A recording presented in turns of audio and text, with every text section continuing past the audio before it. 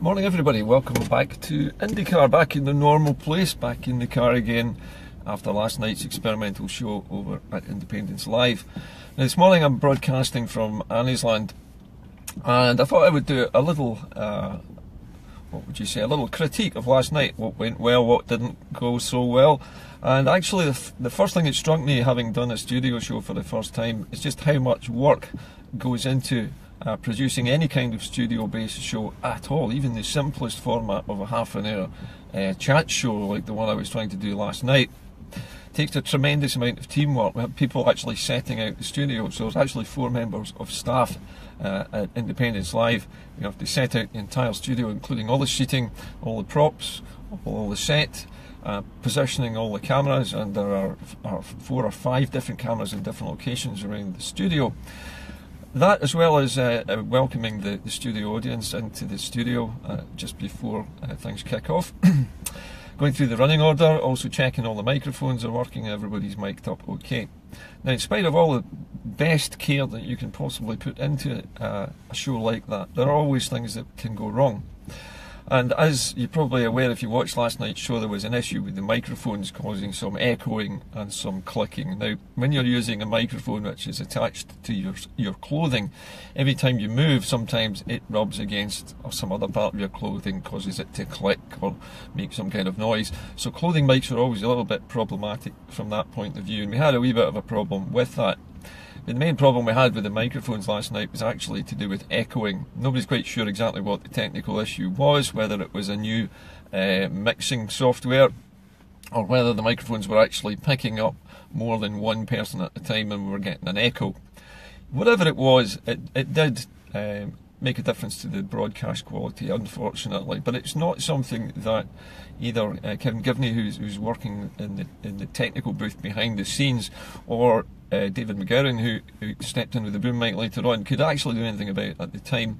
And one of the problems and limitations with using live stream as a medium is you can't edit it for very obvious reasons. It's live, so whatever happens, happens, and we just have to get on with it. The show must go on.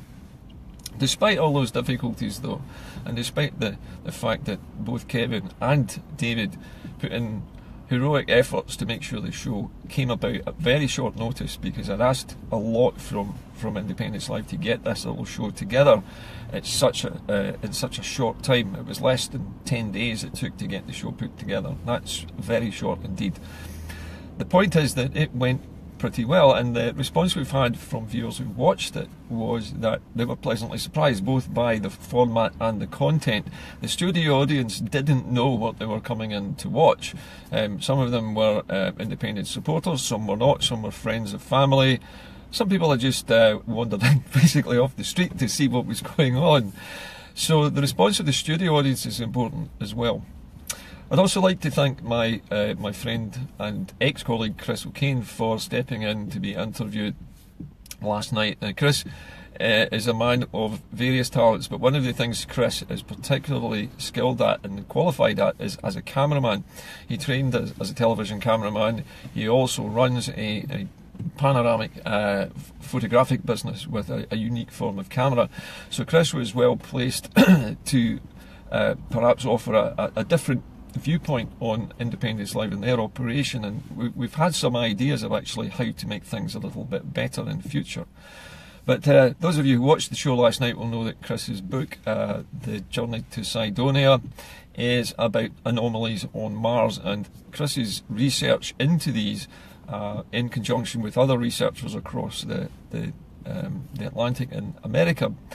And it is a remarkable story, and Chris's book spans a period of over a decade when he flitted back and forward across the Atlantic, in and out of NASA, the Jet Propulsion Laboratory, and various other conferences and places where this kind of work was being done. And also the fact that he brought this whole project back to Scotland, back to Glasgow, and turned it into a student project for six-year pupils at the school where he was working at the time. And the fact that there's a whole mountain on Mars now named after a school in Glasgow is quite a remarkable thing. That's the kind of thing that never usually happens in any kind of major space exploration. So it was an interesting topic. I'm also very grateful to Mark McNaught, Dr. McNaught, who chipped in a good 8-minute video last night from Europe, and I'll be speaking to you a little bit more about that in just a minute, about the significance of what Mark was saying last night. But also I'd like to thank everybody for their patience last night, because the show last night, for me at least, was a bit like having your job interview televised live in front of the entire country, and it was very nerve-wracking for me, because I'm used to, as you know, just sitting in a car on my own, in control of everything, and just looking at the phone and talking to you as though you were really sitting in the car with me. So that's quite easy for me to do, but stepping into the studio for the first time was not. And the reason I chose Chris as a guest is because he and I have a long history together, and we're fairly comfortable working together. We've done some public speaking and some lectures together over the years, so it seemed to help to calm my nerves down a little bit.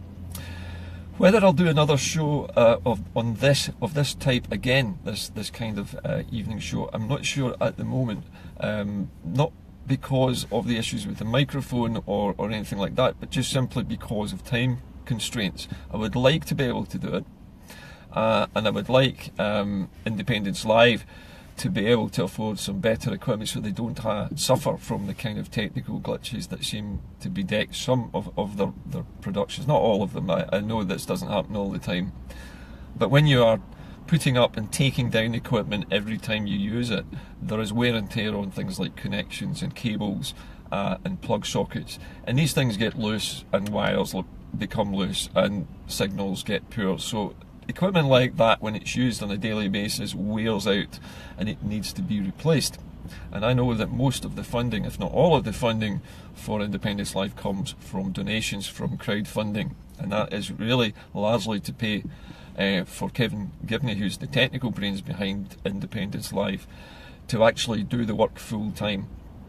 Now, having said all of that, during the show last night we heard from Dr. Mark McNaught from the University of Rennes, I believe it is, R-E-N-N is the name of the university in Brittany, and Mark came out with some very interesting news which I didn't know, which was that as well as the Catalonian independence movement, there is another one in the island of Corsica. Now, Corsica is an island, if I remember correctly, I think it's in the Mediterranean, I'll need to check my geography, but it is a French protectorate or a French territory. And because it's a French territory, it comes under the political control of France. But recently it seems that the Corsicans have basically they've blended their two versions of governance together. They've taken the controlling French government assembly and their local assemblies and merged them together, and are now demanding their own self-determination. So there is another small nation nascent in Europe which wants independence. Now, from what I hear from Mark this morning when I was speaking to him just before the show today on Messenger, is that the European Union is absolutely petrified by this. They're petrified by the idea that more than one country in Europe wants to secede from another. We now have Scotland wanting to secede from the UK, which is leaving anyway, so it's not a big deal. But we've got the UK leaving the EU, plus we've got Catalonia wanting to separate from Spain, and now we hear that we have also got Corsica wanting to secede from France. And the European Union is in uproar over this, because all of the paradigms that they thought were set in concrete forever are all being thrown up in the air, and the politicians in Europe are basically running around like headless chickens, not knowing what to do about it. Do they crush it out? Do they take no stance at all? Do they throw out countries that secede, or do they welcome them back in?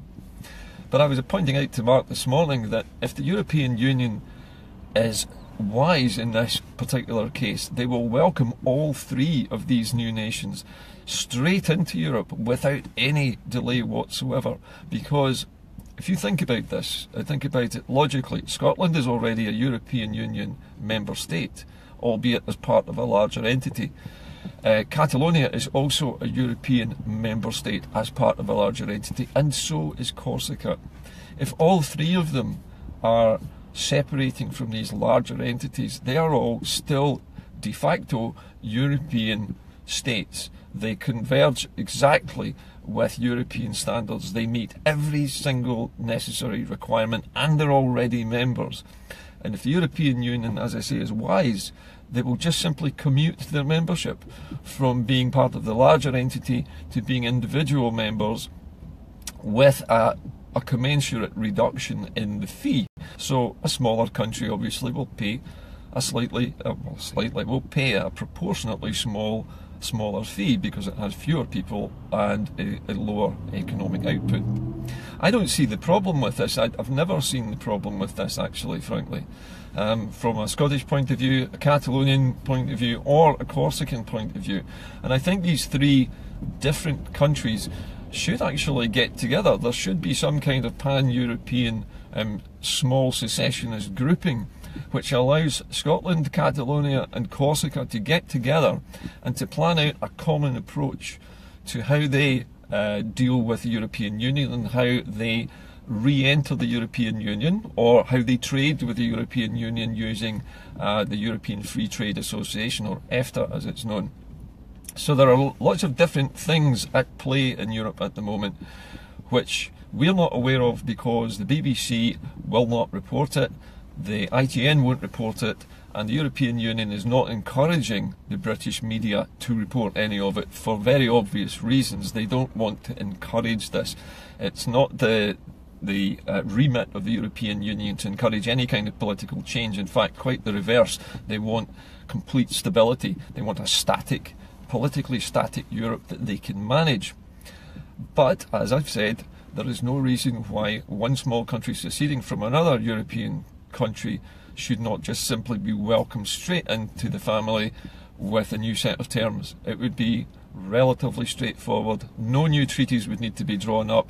There would just simply be a change of treaty to recognise the new state. It's already been a member for decades. There's no reason why it cannot continue to be a member so long as it continues to meet the criteria.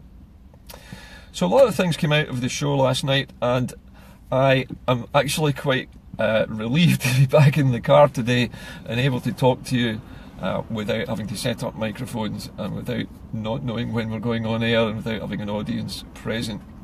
I will be doing some more interview shows, although I think in the short term these will probably be in the car because it's easier for me to control the environment here, and I don't have a problem with microphones because the car is very much like a soundproof box. It's excellent for conducting interviews, and I've already done 3 of them in the car. If you remember, I've done one with Tommy Sheridan, I've done one with Wee Scribbles, and I did one recently with John Nicholson, who is an SNP, or was an SNP MP. So it's quite possible for me to keep doing the shows in the car. And one final thing that I wanted to say today, after the experience of last night and seeing how hard Kevin and David worked to get that production put together, is that Independence Live really needs a permanent studio. And Chris O'Kane said to me last night after the show that he remembered that there is a building that we both know of, Chris and I both know of, which a friend of ours was the manager of, and it was a data centre until recently. And it's a building in the south side of Glasgow, near to the Govan studios of Independence Live. It is at the moment vacant, and not only is it vacant, but on the upper floor there is a sound studio. It was used by a band for recording. It has a control booth similar to the kind of thing that you would need in a TV studio. It has a studio space approximately the same size as the Independence Live studio at the moment, but it's not beside a main road, and it doesn't suffer from the same sound problems and the same lighting difficulties. And we think we might be able to talk to the owner and see if it's possible for Independence Live maybe to get the use of it, perhaps on a trial basis to see if it works. But if something like that can be done, then Independence Live could leave their studio set up perfectly, so there are never any difficulties with putting things up and having to take them down constantly. The set can be permanent, it can be of higher quality, the lighting can be permanent, the lighting can be of better stage or theatre quality, the microphones, everything could be set and left. And this is one of the problems that small startups like Independence Live have is that they're constantly having to pack up and go to other places. Independence Live will keep doing that because they cover events as outside broadcast, and they will obviously need to continue funding that, but it would be terrific if we can find a permanent home for them. So if anyone else has any ideas about perhaps helping Independence Live to find a better studio accommodation. I'm not saying the studio they've got is no good, and it's fantastic that the people who own that area that they're in, that building that they're in at the moment, are giving them the use of that studio on a rolling basis. It's wonderful that there are people willing to do that sort of thing. But I think it would be useful if we could find another studio space that could be a little more permanent, as a way of helping Kevin and David to increase the quality of the production, so that there aren't the same issues with things like sound quality that we've had in the past. Anyway, that's it for today. I'm off to do some real work, but I will join you again tomorrow at goodness knows what time, but whenever I can get a show put together. And of course you can watch it recorded on the Indycar page at any time after this broadcast closes. Leave about 10 minutes for the show to upload onto the page, okay? Because if you try and open it too early, you'll only get a few minutes of it, and people have had problems with that in the past. Anyway, as usual, contact me after the show if you have any ideas or anything that you can think of that might help with the problems I was outlining in the show today. But in the meantime, I'll speak to you all tomorrow. Bye for now.